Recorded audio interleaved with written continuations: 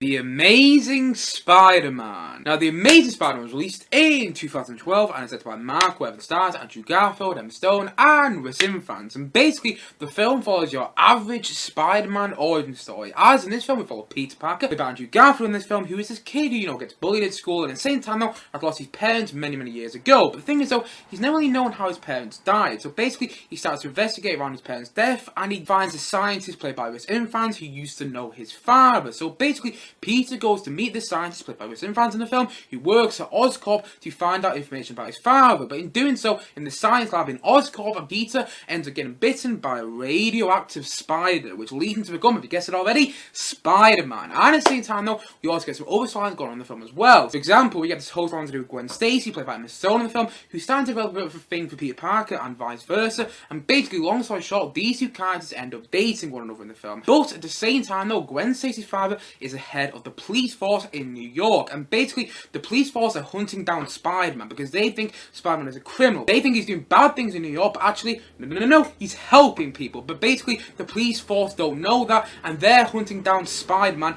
in New York. So basically, you have that story going on, and at the same time, though, you have this whole storyline through with every fan in the film who's a scientist who's basically becoming the Lizard. He's basically created this drug which makes him become the Lizard, and basically he's starting to terrorize New York, and essentially his motive is to turn all the citizens of New York into lizard people themselves. And so basically, Spider-Man has to stop him as well as get away from the police before it's too late and the Lizard succeeds in his plan. And that's basically the plot of The Amazing Spider-Man.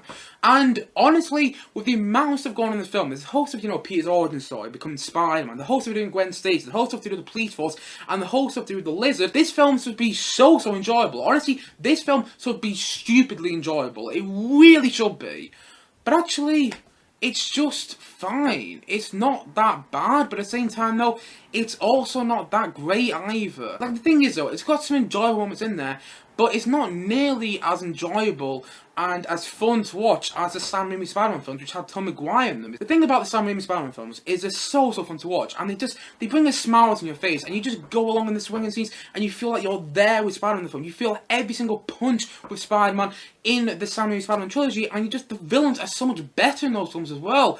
But the thing is, though, in this film, yeah, it's enjoyable, but it's not exciting like the Sam Raimi Spider-Man films were. At the same time, though, it's fun, but it's not amazing, and no pun intended there. But the thing is, though, this film isn't amazing. Honestly, I'm not really sure why it's called The Amazing Spider-Man. It might be something to do with the comics, and I should say here, I've never, ever read a Spider-Man comic book in my life. I've never read a comic book in my life, full stop. So, I don't have any relation to the comics, so maybe this film is quite relatable to the comics, and maybe that's why so many people like it. But honestly, I've never read a Spider-Man comic book in my life. And honestly, I sat there through most of the films thinking, why is this not work for me? Why is this not work for me at the same level that the Sam Raimi Spider-Man films do? And I think, in the end, it's all down to the vision and the whole stuff to the direction as well. Like, there's so many other big problems to the film.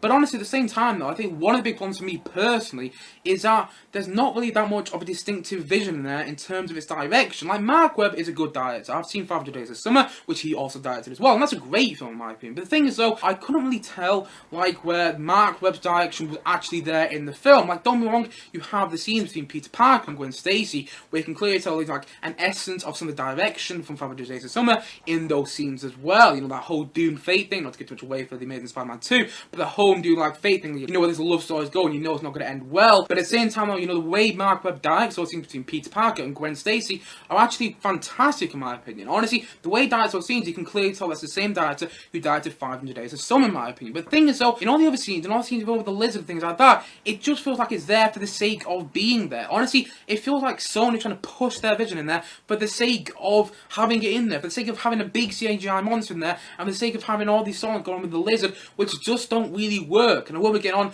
to why the Lizard didn't really work in the film a bit later in the review as well. But the thing is, though, it just feels like this film is trying to compete between Marc Webb's vision for the film and Sony's vision for the film. And in the end, I think Sony ended up winning.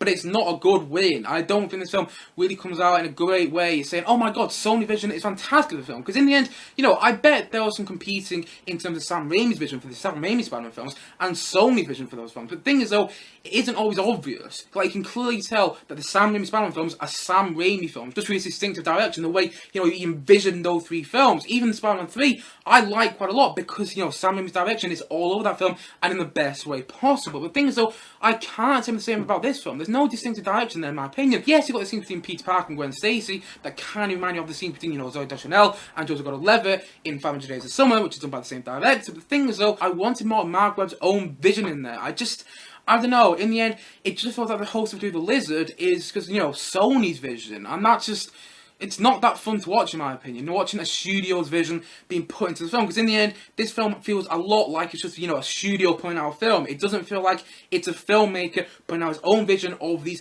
amazing Spider-Man films. It doesn't feel like that in the end. And at the same time, no, let's move on to another big problem to this film in my opinion. The whole stuff to do with the Lizard, it's rubbish. It just feels like a worse version, you know, Willem Dafoe's Green Goblin from the first Sam Raimi Spider-Man film. Because the Lizard just doesn't work that well as a villain. Honestly, he's a big CGI villain. The thing is, though, you feel no sense of dominance when he's about to, you know, fight Peter Parker. There's no sense of, oh my god, you know, the Lizard could actually do something quite bad here. No, in the end, you're just going to go, oh, it's a big CGI monster. Great, but what makes him different than other CGI monsters I've seen in other superhero movies? Literally nothing, to be honest.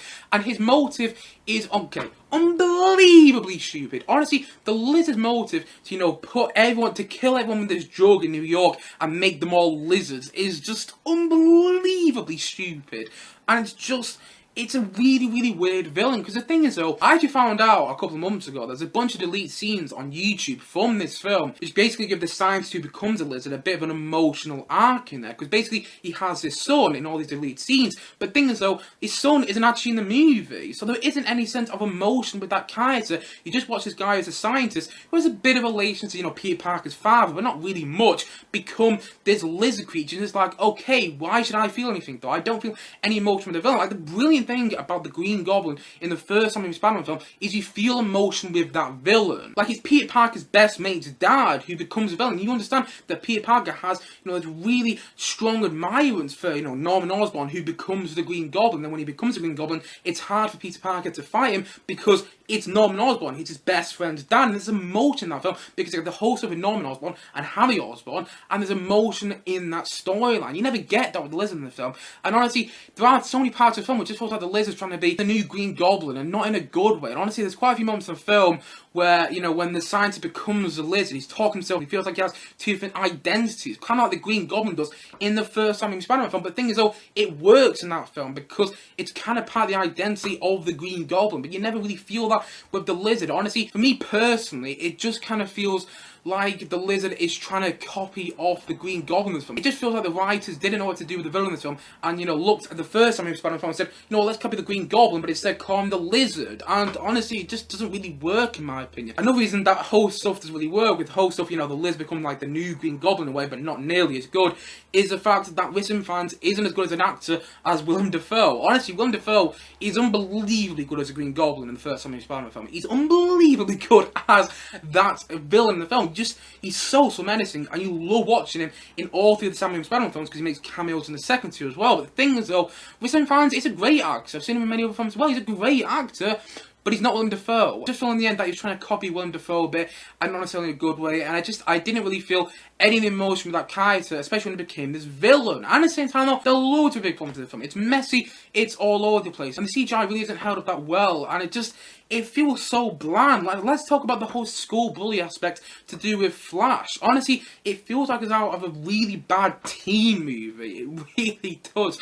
It feels like the whole Flash stuff, the school bully who bullies Peter Parker in school, it just feels in this film like it's out of a bad teen movie. Like, the brilliant thing about the school bully in the Tobey Maguire Spider-Man films or the Tom Holland Spider-Man films is that, yes, they're clearly bullies, but at the same time they're also kind of comically funny, and they're kind of fun to watch in those films. Specifically in the Tom Holland Spider-Man films, honestly, Flash in those films is used so well. And at the same time, there's kind of comedy surrounding the Flash character in the Tobey Maguire Spider-Man film. The thing is though, you never feel any sense of comedy with the Flash character in this film. Honestly, I just got bored of that character as soon as he was on screen. I instantly, just like like that got bored in that character as soon as he got on screen in this film. And honestly, the first 5 minutes of the film just feel like they're out of a really bad teen movie. Honestly, I hate all the school stuff in the film.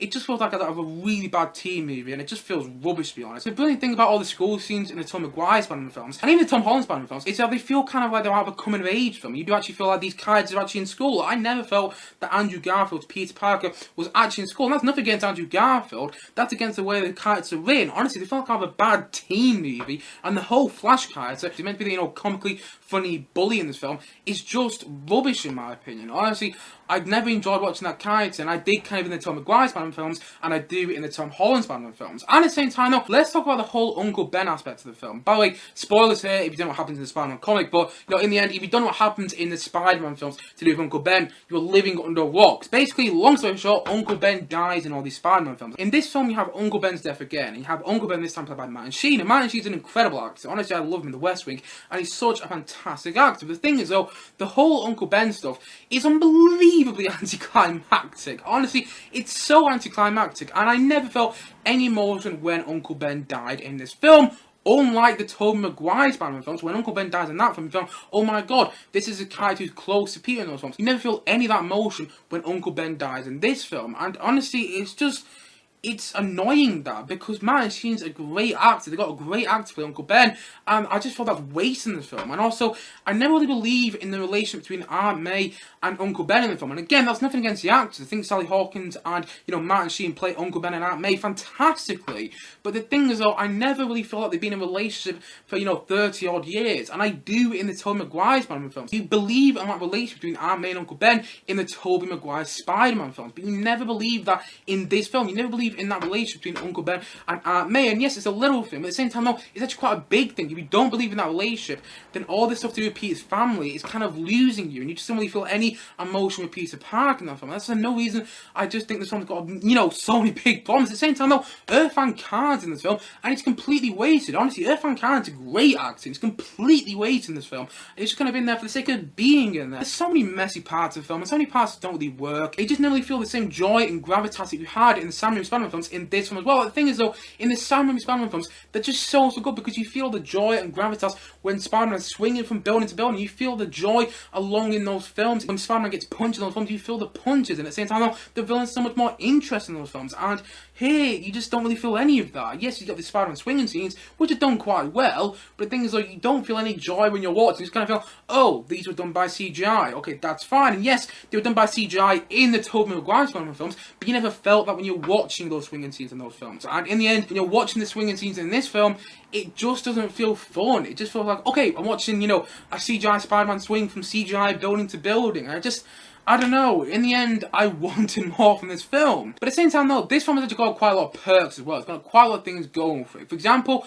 the performances of the film. Honestly, the performances make this film bearable to watch. Honestly, the performances actually make this film fun to watch, because in the end, the script is so bland and boring, but then it's elevated by these fantastic performances of the film. Like, Andrew Garfield is great as Peter Parker. He's my least favourite interpretation as Peter Parker, but I still liked him quite a lot in this film. It's like saying A New Hope, in my opinion, is the worst of the original Star Wars trilogy. I still like it quite a lot, and I still like Andrew Garfield's interpretation as Peter Parker, aka Spider-Man, quite a lot in this film. I think he did a good job in the context of this film. And I do think Andrew Garfield is good as Peter Parker. He embodies that character the way it's written in this film, and he embodies it really, really well. If Andrew Garfield didn't play Peter Parker, I'm not sure I'd enjoy this film as much as I did actually, because I did enjoy this film to a degree. I enjoyed it to a degree, and I think that's also down to, Emma Stone as Gwen Stacey. She's brilliant in this film. Honestly, Emma Stone feels like she's trying to add more energy in this film just through her performance. Same with Andrew Garfield. It just feels like when those two are together, the chemistry is off the charts, and at the same time though, it just feels like they're trying to add a bit of joy in there, a bit of fun with their characters, just with their performances. I just feel if those two weren't in it, I don't feel the film would actually be that enjoyable. The thing is though, they are in the film, and they add a bit more enjoyment in there just through their performances, and I think Emma Stone is great as Gwen Stacey. She's trying to add a bit more energy in this film, just for her performance. And I like that quite a lot from Emma Stone in this film. The fact that she's actually trying to add more energy in there with her performance, with her character. And at the same time, though, I like Andrew Garfield quite a lot as Peter Parker in the film. He's probably my least favourite interpretation as Peter Parker, but I'm going to admit, though, he works quite well in this film. And I enjoy watching Andrew Garfield and Emma Stone quite a lot in this film. I think they also bring a lot of energy in there. And at the same time, though, the same can be said about performances of Martin Sheen and Sally Hawkins. Even so, I didn't always believe in that relationship because of the way it was written, I still enjoyed watching those two performances quite a lot. You know, I really enjoyed Martin Sheen as Uncle Ben. I kind of wish he was in the film a bit more, actually. Like one in particular, where after Peter's been bitten by the radioactive spider, he comes on and he wants to eat all this food, and he picks up like Aunt May's meatloaf, and then Uncle Ben's like, oh my god, there must be something wrong. No one ever really likes your meatloaf. And it's actually quite a funny moment in the film because of the way Martin Sheen delivers that line. I don't think on paper the line's that funny because of the way Martin Sheen delivers it, he actually makes it funny. And I do think performances, whether, you know, Martin Sheen, Sally Hawkins, Emma Stone, or Andrew Garfield, elevate this film to be a lot more enjoyable than it actually should be. Honestly, I really do. And at the same time, though, Rhys Ifans does a good job as a scientist who becomes a lizard. I don't think he plays that character well. However, he sounded like he was doing something weird with his voice in the film, I've got to admit. It just sounded like he was doing some weird thing with his voice, and I'm not sure why. Like, the thing is, though, I've seen Rhys Ifans in other films before, like Notting Hill. He plays Hugh Grant's roommate in Notting Hill, and he's really enjoyable in that film. I liked his performance quite a lot in Notting Hill. But the thing is, though, in this film, he's got a different sort of voice than he did in Notting Hill. Like, I don't know why he was trying to make up a voice for this film, because he was in a super movie, something like that. I don't know. It feels like he's trying to do something, you know, different with his voice in the film, and not necessarily in a good way. But I enjoyed watching Rhys Ifans in the film. I think he did a good job with his performance, and at the same time, though, I do think James Horner did a good job composing the music for the film. Like, I don't think it holds a candle to the score for Spider-Man 1 and 2 by Danny Elfman, or the score for Spider-Man 3 by Christopher Young, but the thing is, though, I do think he did a good job with the musical score for the film, because I like how it feels a bit timid. I like how it sounds a bit timid early on in the film, but then actually it builds in quite a triumphant way later on in the film, and I do think the musical score works really well in the film. And at the same time, though, I do feel there's a lot of quality on screen. I do think it's a well-shot film, and I do think the swinging sequences are done well. I think the CGI isn't awful, it is notable, but it isn't awful. And the thing is, though, the film does have some really enjoyable moments in there. I never felt bored watching this film, but the thing is, though, I never really felt excited watching this film. Unlike Spider-Man 2 or Spider-Man 1, or even Spider-Man 3 to a degree, I always feel excited whilst watching those films. I always feel excited when I stick on one of the films because they're so enjoyable to watch.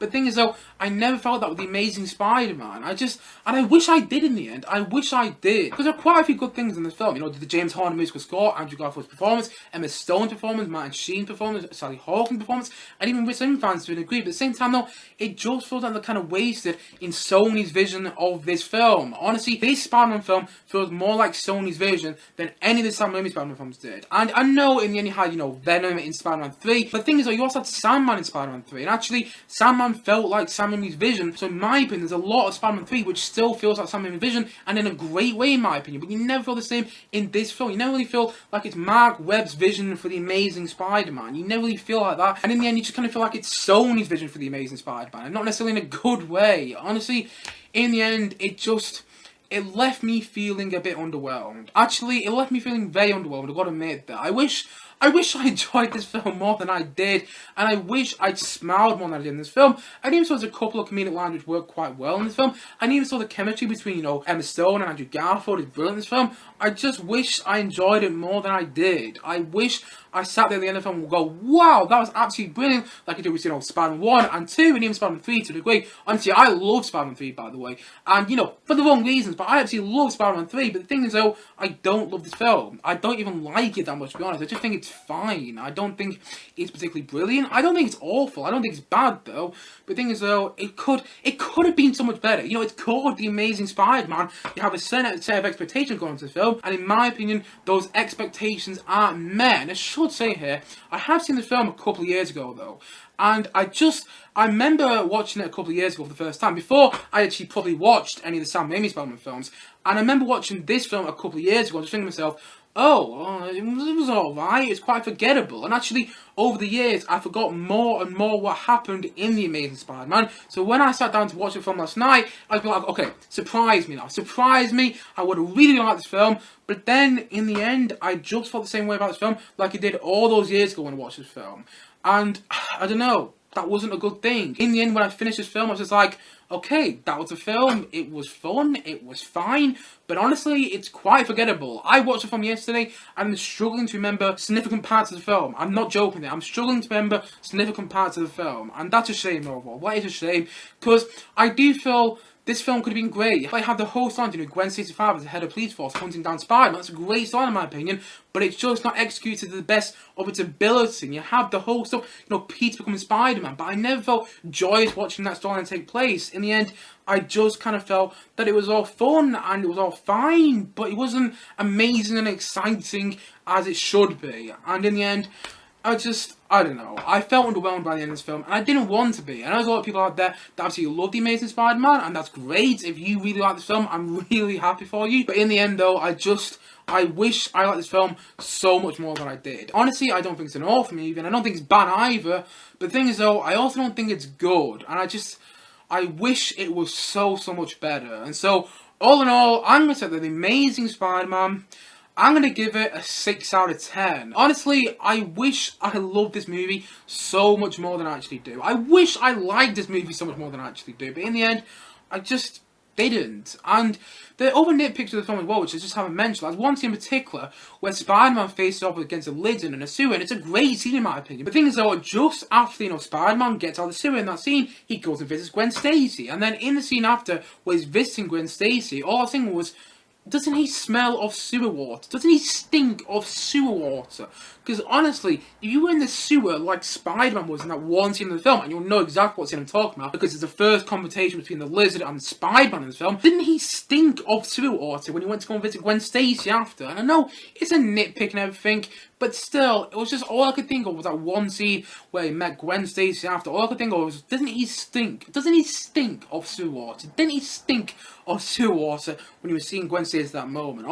That's all I could think of there. Anyway, it's just a nitpick in there, and I do feel the film does have a lot of perks in there, specifically, Andrew Garfield and Emma Stone, who are both brilliant in this film, and both have great chemistry in there, and I really enjoy Andrew Garfield as Spider-Man in this film. But at the same time, though, it's all kind of wasted. We get to hold stuff to the lizard, which just feels like Sony's vision. It never feels like Marc Webb's vision. I might be completely wrong there. The thing is, though, when I'm watching it, that's how I'm feeling. I'm just kind of feeling in the end that this is Sony's vision for a Spider-Man film, not Marc Webb's vision, unlike the Sam Raimi Spider-Man films, where you feel like you're watching Sam Raimi's vision for all three of those Spider-Man films, to a degree with Spider-Man 3, but still, Sam Raimi's direction is all over all three of those films. I can't say the same with Marc Webb and this film. I wish I could, but I can't. But the thing is, though, overall, I wish I felt it had more of a personal vision of this film, and I just wish that it made me smile more, and I wish I went along with it more, and I wish I felt more joyous in the swinging scene, and I just wish that I had so much more enjoyment with this film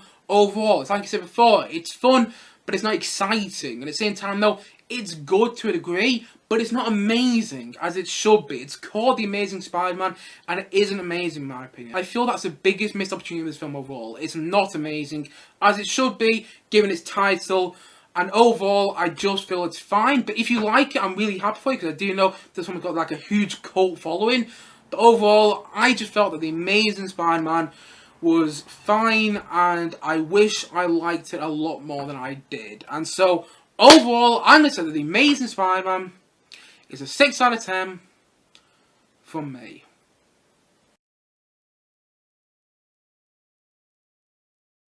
Anyway guys, what do you think of The Amazing Spider-Man? Please do comment down below, let me know your thoughts in the comment section below. Anyway guys, thank you as always for watching, and if you haven't yet, please do click down below and like subscribe on this video, and look forward to many more both film and series come very soon on this channel. See you guys again soon, but bye for now, bye!